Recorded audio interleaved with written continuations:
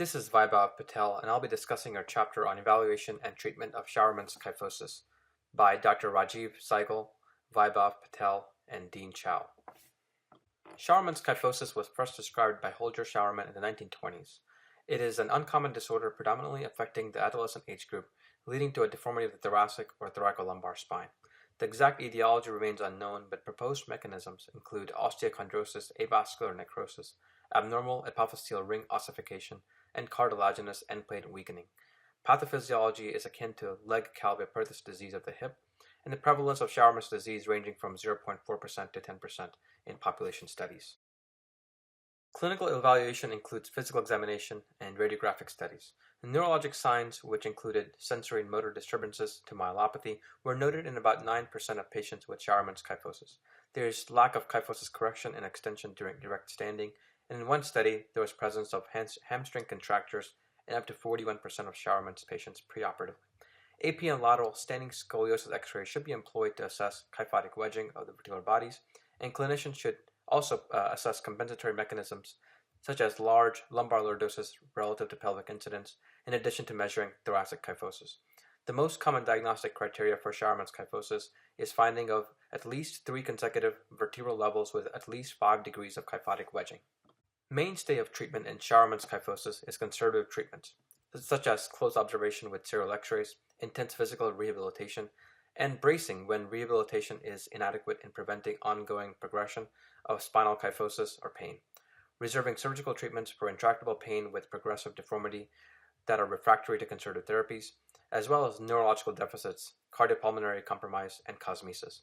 Most flexible deformities are treated with posterior-only approach, utilizing multi-level Ponti osteotomies with long segment pedicle screw fixation, while rigid deformities may require anterior releases in conjunction with posterior osteotomies and fixation.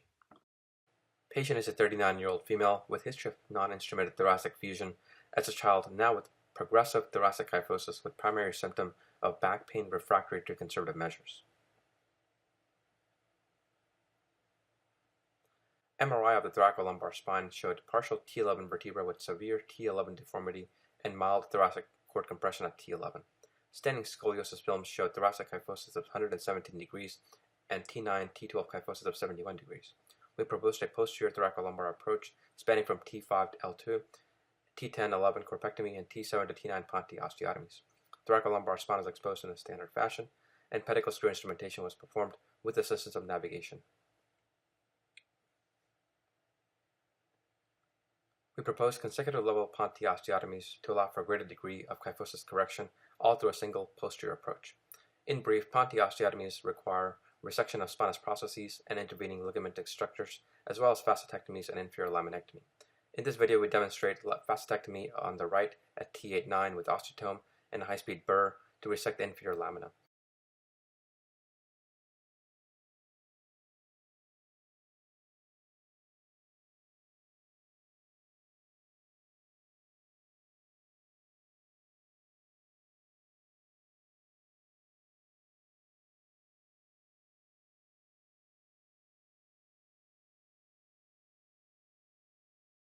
Subsequently, ligamentum flavum is resected to avoid any compression of the neural elements during the segmental compression.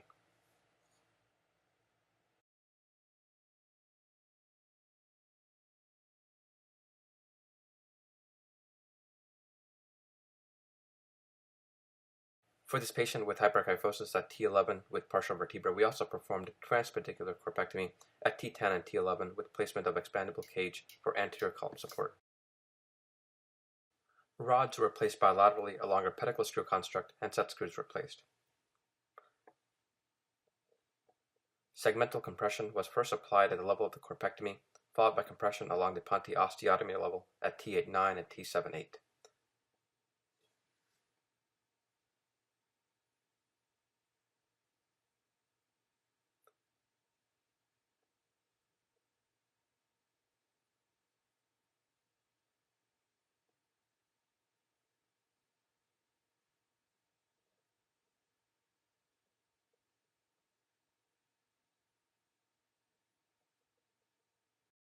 Post-op standing X-ray shows thoracic kyphosis of 86 degrees, which is an improvement of 31 degrees, and T912 kyphosis of 27 degrees, which is an improvement of 44 degrees compared to pre-op.